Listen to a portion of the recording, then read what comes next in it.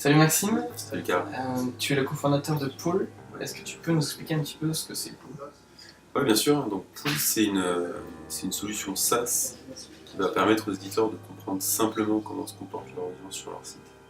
Et leur permettre une interface très facile de compréhension, personnaliser l'expérience qu'ils vont proposer à leurs lecteurs. Pour maximiser l'engagement, et deux, maximiser le revenu par utilisateur. Est-ce que tu peux nous présenter un petit peu l'équipe? Dans l'équipe, on est 5, il y a 4 associés. Donc il va y avoir il y a Hugo Stéphane qui est le CTO et qui va vraiment être sur toutes les logiques techniques. Et aujourd'hui graphisme aussi, parce que comme on est une petite équipe, il travaille sur beaucoup de sujets, mais ça va être vraiment technique, donc infra, développement front-back. Ensuite il y a donc Alexandre Santini qui lui est responsable produit, donc on l'appelle aussi couteau suisse parce qu'il traite de pas mal de sujets. Responsable produit, responsable data, c'est lui qui va gérer aussi toute la roadmap produit, donc avec Hugo, et l'optimisation de la data pour la collecter pour les éditeurs. Le troisième associé, c'est Gabriel Andier.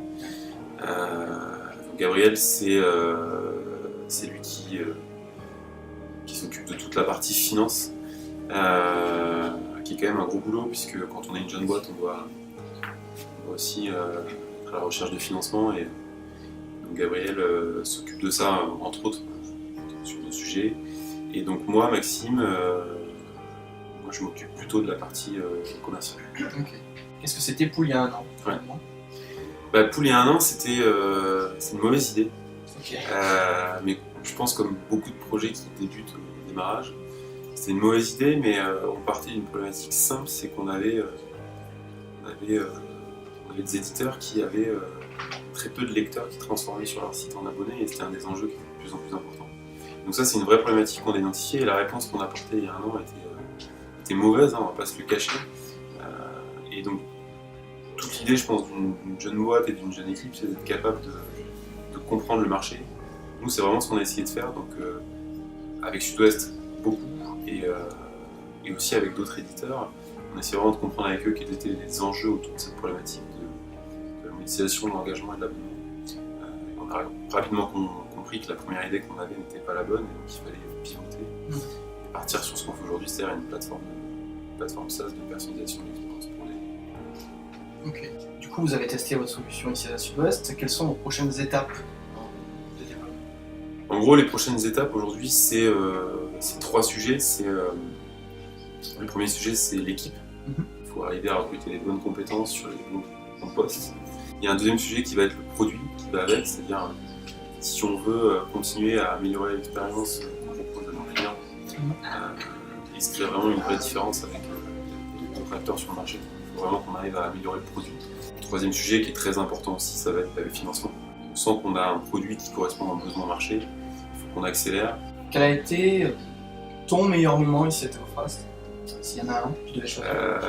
Mais je vais en raconter 2 parce que, si tu me permets, il y en a un premier en fait qui est assez symbolique, c'est que quand on est arrivé à Théophraste, c'est là que l'équipe s'est rencontrée. C'est-à-dire qu'en fait, Gabriel et moi, on travaillait sur un projet, Alex et Hugo travaillaient sur un autre projet, et en fait, nous on était 2 commerciaux qui vendions une solution qu'on n'avait pas. Et Alex et Hugo, c'était 2 développeurs qui avaient développé un produit incroyable mais qui n'arrivaient pas à le vendre. Et on s'est dit, c'est con quand même, on a des compétences complémentaires, mais aujourd'hui on a besoin l'un de l'autre. Donc on s'est réunis sur ce projet. Donc ça, c'est une première anecdote qui est quand même assez symbolique, mais sans Théophraste, on n'aurait probablement pas d'équipe et on n'en serait pas là aujourd'hui. C'est un point important. Et deuxième chose qui est symbolique, c'est que Théophraste nous a permis de tester notre produit, notre prototype même, parce que c'était pas encore un produit. Et ce qui est assez symbolique, c'est que le jour où on a commencé à lancer la solution de ce prototype sur Sud-Ouest, en fait, en moins d'1 heure, on a pété la solution. On a pété nos serveurs, et donc en 12 heures, Alex et Hugo, ils ont dû rebosser sur le langage de l'API, c'était du Python, ils sont passés sur du Node.js. C'est assez symbolique de ce que Théophraste nous a permis et de ce qu'on a été capable de faire aussi pour changer la donne.